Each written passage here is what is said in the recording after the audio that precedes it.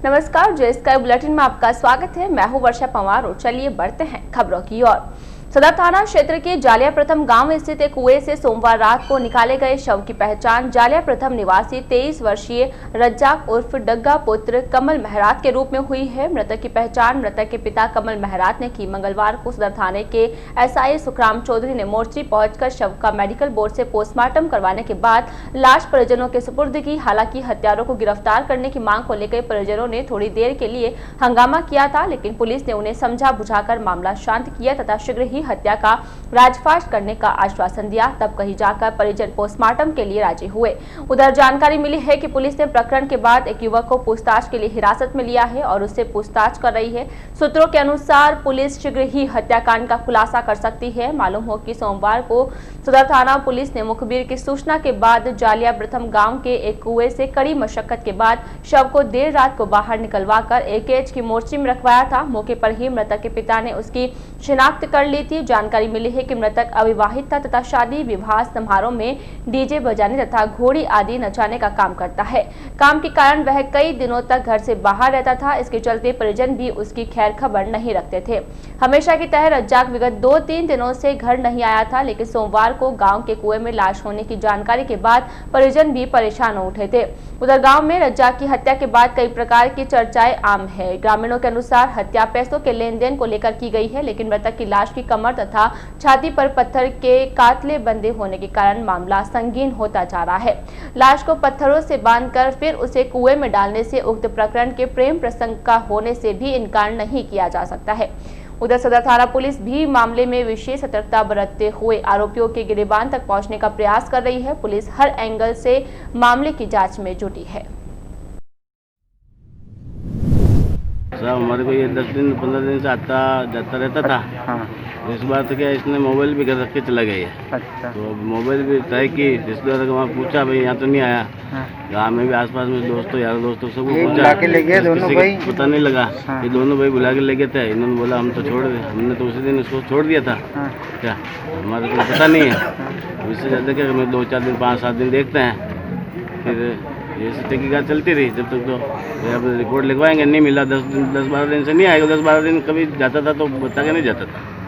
ऐसा नहीं, ये तो इसको देखा क्या पता अभी हमारे घर पे चोरी कर ली, कैसे कर लिया, वो उल्टा सीधा नाम लेके उसको लेके गए, मारपीट के डाल दिए। हाँ। दोनों बाप बेटे वो बाहर है, अभी भी नाटक कर रहे हैं। हमारे को पता नहीं, हमारे को पता नहीं, हाँ। जब उनको सब पता है। हाँ। 5/10/2020 को करीब 11:30 बजे सुबह थाना पर मुखबिर द्वारा सूचना मिली कि अनवर हुसैन ग्राम जाड़िया के कुएं में एक रजाक उर्फ सनो कमल काटात उम्र करीब 23 साल निवासी जाड़िया प्रथम की डेड बॉडी पड़ी है, जिस पर मौके पर पहुंचकर मैं नगर परिषद से फायर ब्रिगेड की सहायता से कुएं का पानी तोड़वा कर लाश बाहर निकलवा के वहीं मौके पर के मृतक के पिता आ गए, जिन्होंने अपने सुन को पुत्र होने की शनाख्त की। शाम को डेड बॉडी रात को चेकर में रखवाई। फिर इसके भाई ने सिकंदर ने रात को रिपोर्ट दी, जिस पर मुकदमा दर्ज किया गया। अभी पोस्टमार्टम जारी है। दीनदयाल अंत्योदय योजना राष्ट्रीय शहरी आजीविका मिशन की ओर से शिक्षित बेरोजगार तथा अध्ययनरत विद्यार्थियों के लिए प्रशिक्षण शिविर का आयोजन किया जा रहा है। 10वीं तथा 12वीं उत्तीर्ण युवाओं के लिए मिशन की ओर से 3 माह का प्रशिक्षण दिया जा रहा है। प्रशिक्षण के उपरांत प्रशिक्षणार्थियों को प्रमाण पत्र दिया जाएगा, साथ ही कैंपस में ही प्लेसमेंट भी करवाया जाएगा। नगर परिषद में राष्ट्रीय शहरी आजीविका मिशन के सीईओ प्रहलाद सिंह रावत ने बताया कि शहरी क्षेत्र के 12वीं कक्षा उत्तीर्ण युवाओं के लिए फैशन डिजाइनर तथा 10वीं कक्षा उत्तीर्ण युवाओं के लिए डोमेस्टिक डाटा एंट्री ऑपरेटर का 3 माह का प्रशिक्षण दिया जाएगा। उक्त प्रशिक्षण प्लॉट नंबर 1 डाबी रेजिडेंसी महावीर नगर के पीछे कायर रोड घुघरा अजमेर में पूर्णतया आवासीय होगा। प्रशिक्षण के लिए किसी भी प्रकार का कोई शुल्क नहीं लिया जा रहा है। प्रशिक्षण के दौरान रहना व खाना भी कैंपस में ही उपलब्ध होगा। सीईओ प्रहलाद सिंह रावत ने शहर के शिक्षित बेरोजगार युवक युवतियों से नगर परिषद की कमरा संख्या 12 में शैक्षणिक योग्यता, आधार कार्ड, राशन कार्ड, स्वयं का फोटो तथा बैंक पासबुक्स के साथ आवेदन के लिए संपर्क करने की अपील की है। दीनदयाल अंत्योदय योजना राष्ट्रीय शहरी आजीविका मिशन के तहत ब्यावर शहर में जिनकी आयु 18 से लेकर 35 वर्ष तक है, और जो 10वीं पढ़ा हुआ है, 12वीं पढ़ा हुआ है, उनके लिए कंप्यूटर डाटा एंट्री और फैशन डिजाइनिंग का कोर्स सिखाया जा रहा है। जिनकी आय 3 लाख से कम है वो इस योजना का लाभ उठा सकता है। ट्रेनिंग पूर्ण होने के बाद में इनको प्लेसमेंट एजेंसी द्वारा जॉब दी जाएगी।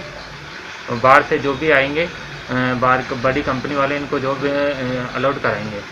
ब्यावर शहर में बेरोजगार युवाओं के लिए सुनहरा मौका है और इस योजना का वो लाभ उठा सकते हैं। इसके लिए आप नगर परिषद में रूम नंबर 12 है, डे एन्युलम के अंतर्गत आप इस योजना का फायदा उठा सकते हो। जिले में मानसून 28 सितंबर को विदा हो गया है। इसके बाद से लगातार दिन व रात के तापमान में बढ़ोतरी हो रही है। हालांकि रात में हल्की सर्दी का एहसास होने लगा है। मौसम विभाग के अनुसार इस बार जिले में अच्छी खासी बारिश हुई। मानसून की विदाई के साथ हवाओं का रुख भी बदल गया है। मौसम विशेषज्ञ डॉक्टर एस राव के अनुसार अभी कुछ दिन गर्मी का असर बढ़ेगा तथा इसके बाद जब हवाओं का रुख बदलेगा तो तापमान उतरने लगेगा। उन्होंने बताया कि इस माह के तीसरे सप्ताह के बाद गर्मी का असर कम होना शुरू होगा। उधर सोमवार को खुली धूप थी, इससे जिले में गर्मी का असर ज्यादा रहा। अधिकतम तापमान 34 डिग्री पार तथा न्यूनतम पारा 24 डिग्री के पार चला गया। इसलिए पड़ रही है गर्मी। जिले में मानसून के दौरान दक्षिणी हवाएं चलती है, लेकिन अब ये हवाएं बदलकर पश्चिमी होने लगेगी। इसकी वजह से जिले में गर्मी का असर बढ़ता हुआ दिखाई दे रहा है। इसका असर अगले कुछ दिनों तक जिले में दिखाई देगा। मौसम विभाग के अनुसार अक्टूबर के अंत में पश्चिमी विक्षोभ सक्रिय हो जाते हैं। इनकी वजह से उत्तरी व पूर्वी हिस्सों में बर्फबारी होती तथा बर्फीली हवाओं के साथ तापमान उतरता है। पारे में गिरावट भी दर्ज की जाएगी। उपखंड प्रशासन की ओर से चलाए जा रहे नो मास्क नो एंट्री अभियान के तहत मंगलवार को प्रेरणा फाउंडेशन की ओर से शहर के वार्ड संख्या 3 व 4 में कोरोना संक्रमण से बचाव के लिए मास्क वितरित किए गए। उपखंड अधिकारी श्वेता चौहान के निर्देशानुसार फाउंडेशन की सदस्यों ने पिपलेश्वर महादेव मंदिर के आसपास के क्षेत्र से गुजरने वाले राहगीरों तथा दुकानदारों को कोरोना संक्रमण की जानकारी देते हुए उन्हें बचाव के लिए मास्क वितरित किए गए।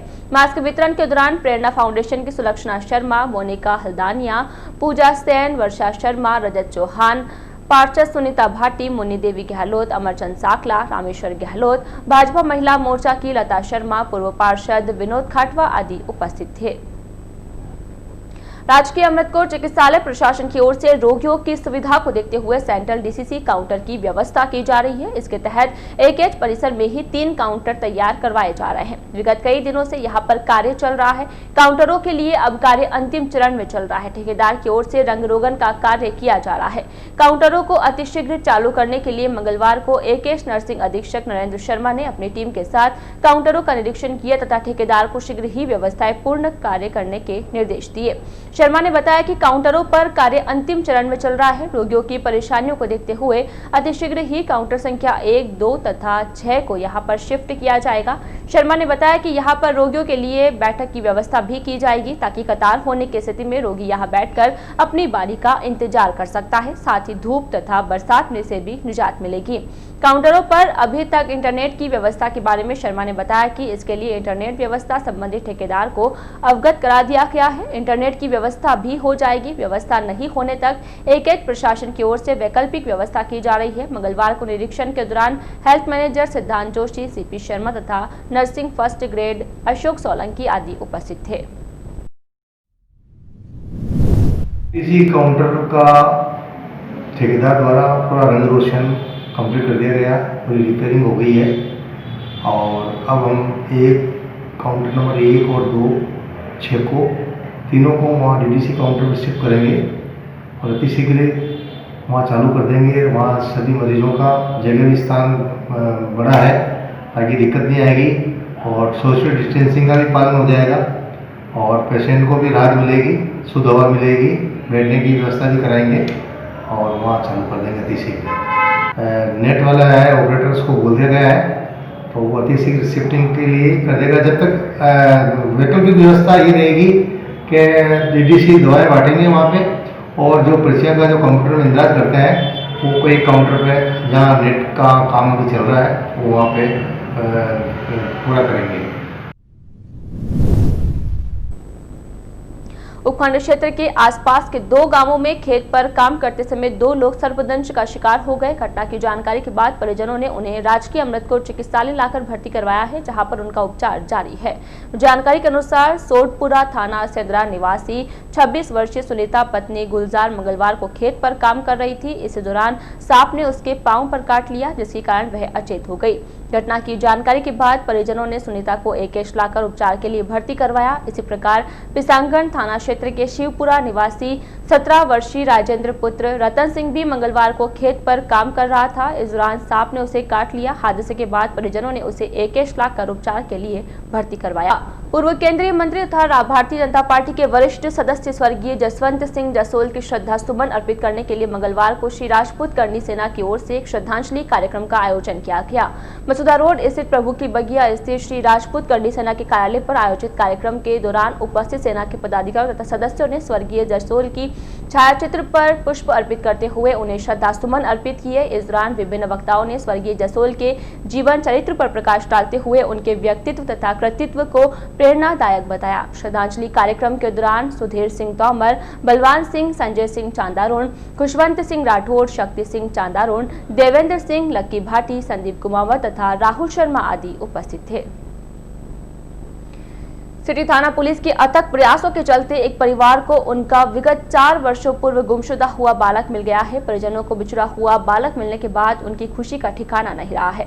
पुत्र के मिलने के बाद परिजनों ने सिटी थाना पुलिस का आभार प्रकट किया है। जानकारी के अनुसार शिवपुरा घाटा रतनपुरा निवासी रणजीत उर्फ सेठू सिंह की मां श्रीमती लाली पत्नी मोहन रावत ने 7 जुलाई 2017 को सिटी थाना पुलिस को एक लिखित शिकायत देते हुए बताया था कि उसका पुत्र रणजीत विगत 2 दिनों से गणेशपुरा स्थित उसके हाल से गायब है।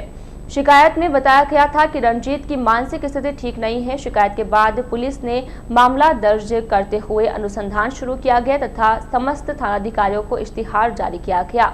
गुमशुदा के पंपलेट छपाकर सार्वजनिक स्थानों पर लगाए गए, समाचार पत्रों में फोटो प्रकाशित किए गए। इतना ही नहीं, प्रदेश के समस्त एनजीओ को भी बालक की फोटो एवं समस्त जानकारी ईमेल की गई, लेकिन बालक का मानसिक संतुलन ठीक नहीं होने के कारण पुलिस को किसी भी प्रकार की जानकारी हासिल नहीं हुई। पुलिस के अनुसार विगत दिनों आईजी अजमेर हवा सिंह घुमारिया तथा एसपी कुंवर राजदीप की ओर से शुरू किए गए गुमशुदा की तलाश अभियान के तहत एक बार फिर गुमशुदा बालक की समस्त जानकारी प्रदेश के समस्त एनजीओ को भेजी गई, जिस पर जामडोली जयपुर स्थित एनजीओ गरिमा संस्था के संचालक डॉक्टर सुरेंद्र शर्मा ने सिटी थानाधिकारी संजय शर्मा से जरिए दूरभाष बातचीत करते हुए बताया गया कि हुलिये का बच्चा उनके यहाँ होने की जानकारी दी। इस पर पुलिस ने गुमशुदा बालक रणजीत के परिजनों को थाने बुलाकर उनके सामने ही डॉक्टर सुरेंद्र शर्मा के मोबाइल पर वीडियो कॉल कर गुमशुदा बालक से बातचीत करवाई गई तो उसकी पहचान हो गई। बातचीत के दौरान रणजीत रोने लगा। पहचान पुख्ता होने के बाद जांच अधिकारी प्रभाती लाल एवं रणजीत के परिजन सोमवार को जयपुर पहुंचे तथा गुमशुदा बालक को दस्तयाब कर परिजनों के सुपुर्द किया। यदि आपको जिला परिवहन कार्यालय ब्यावर से ड्राइविंग लाइसेंस बनवाना है तो इसके लिए लर्निंग लाइसेंस के लिए कियोस्क पर टेस्ट पास करने के बाद ड्राइविंग ट्रैक पर भी कंप्यूटर से ही फेल या पास होने का प्रमाण पत्र लेना होगा। इसकी वजह है जिला परिवहन कार्यालय ब्यावर की ओर से टेस्ट कियोस्क के बाद अब ड्राइविंग ट्रैक ट्रायल प्रक्रिया भी ऑनलाइन करना। लर्निंग लाइसेंस लेने के बाद स्थायी लाइसेंस के पहले एक बार फिर अभ्यर्थी को इंस्पेक्टर या परिवहन विभाग के अन्य अधिकारी के सामने गाड़ी चलानी होती थी। कई बार गलती होने के बाद भी अधिकारी का आशीर्वाद मिलने की वजह से अभ्यर्थी को स्थायी लाइसेंस के तहत लर्निंग लाइसेंस के लिए कियोस्क पर कंप्यूटर टेस्ट के बाद स्थायी लाइसेंस के लिए भी ड्राइविंग ट्रैक में ट्रायल पर कंप्यूटर नजर रखेगा। वही बताएगा कि अभ्यर्थी टेस्ट में पास हुआ या फेल। इसी आधार पर उसे विभाग आगे लाइसेंस जारी करेगा। नई व्यवस्था से परिवहन विभाग में सक्रिय दलालों पर भी अंकुश लगेगा तो ट्रेंड व्यक्ति को ही लाइसेंस मिलने से सड़क दुर्घटनाओं में भी कमी आएगी। मुख्यालय की ओर से 1,50,00,000 की लागत से आधुनिक ऑटोमेटिक ट्रैक तैयार हो रहा है। शीघ्र ही ऑटोमेटिक ड्राइविंग लाइसेंस ट्रैक बन जाएगा, जिससे सड़क हादसों में अंकुश लग सकेगा। मालूम हो कि पुरानी व्यवस्था के तहत लर्निंग लाइसेंस के समय कंप्यूटर टेस्ट देना होता है। इसके बाद स्थायी लाइसेंस के लिए इंस्पेक्टर या आरटीओ की मौजूदगी में उसे ड्राइविंग ट्रैक पर खरा उतरना होता है। इस दौरान यदि वह संकेतकों के मुताबिक सही तरीके से गाड़ी चलाता है तो अधिकारी उसे पास कर स्थायी लाइसेंस जारी करने के लिए ओके करते हैं। नई व्यवस्था के तहत अब तय समय में टेस्ट 2 पहिया वाहन चालकों के लिए डबल टेस्ट व्यवस्था, हल्के 4 पहिया वाहनों के लिए 8S टेस्ट, चढ़ाई पर वाहन चढ़ाना, बीच में रोककर फिर से स्टार्ट करना व आगे बढ़ाने का टेस्ट देना होगा। इसी प्रकार चालक को जहां रेड सिग्नल मिलेगा उसे दोबारा उसी प्रक्रिया से गुजरना होगा। उक्त प्रक्रिया के बाद विभाग में दलालों पर पूर्ण रूप से अंकुश, पक्षपात के आरोपों से निजात, प्रशिक्षित चालक ही बना सकेंगे लाइसेंस तथा सड़कों हादसों में आएगी कमी। प्रक्रिया का सबसे बड़ा फायदा यह होगा कि यातायात नियमों की पालना होने के कारण सड़क दुर्घटनाओं पर अंकुश लगेगा। ब्यावर नगर परिषद द्वारा 3,34,51,000 के बजट से शहर के 60 वार्डों में विकास कार्य करवाए जाएंगे। मंगलवार को नगर परिषद की ओर से इन विकास कार्यों को लेकर टेंडर जारी किए गए। टेंडर जारी किए जाने के दौरान मीडिया कर्मियों से रूबरू होते हुए नगर परिषद सभापति नरेश कनौजिया ने बताया कि इस बजट से शहर के जिन वार्डों में सड़कें क्षतिग्रस्त हो रही है उनमें सबसे पहले सीसी सड़क निर्माण तथा नालों का निर्माण भी कराया जाएगा, जिससे वार्डों में पानी निकासी की समस्या से निजात मिल सके।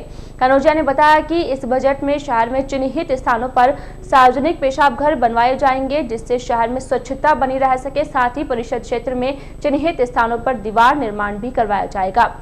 इस दौरान कनौजिया ने बताया कि उनके सभापति निर्वाचित होने के बाद से लेकर अब तक शहर के विकास में कोई कोर कसर नहीं छोड़ी है, लेकिन कोरोना काल के कारण विकास कार्य धीमी गति से हुए हैं।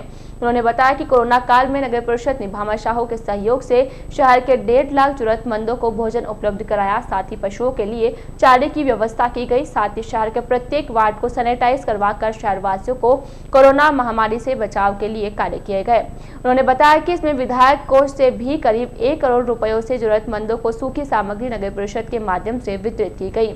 सभापति ने बताया कि शहर में हो रहे अस्थायी अतिक्रमण से भी निजात दिलवाई जाएगी। इसके लिए चांग गेट, पाली बाजार, मेवाड़ी गेट, भारत माता सर्किल, अजमेर गेट तथा सुभाष चौक पर सफेद लाइनिंग करवाई जाएगी, ताकि वाहन उस लाइन के दायरे में खड़े किए जा सके, ताकि अन्य वाहनों को आने जाने में सुविधा मिल सके और बाजार में जाम की समस्या से निजात मिल सके। प्रेस वार्ता के दौरान ओएस मोहिंदर फुलवारी, मनोज शर्मा तथा राजेंद्र सेन सहित अन्य कर्मचारी मौजूद थे। आज के इस बुलेटिन में फिलहाल इतना ही। पूरी टीम के साथ दीजिए इजाजत, फिर मिलेंगे। नमस्कार।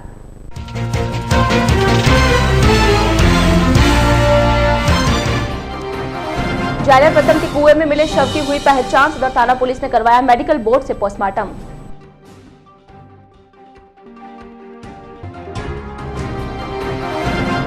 प्रेरणा फाउंडेशन ने बांटे छावनी क्षेत्र में मास्क, राहगीरों को बताया मास्क का महत्व।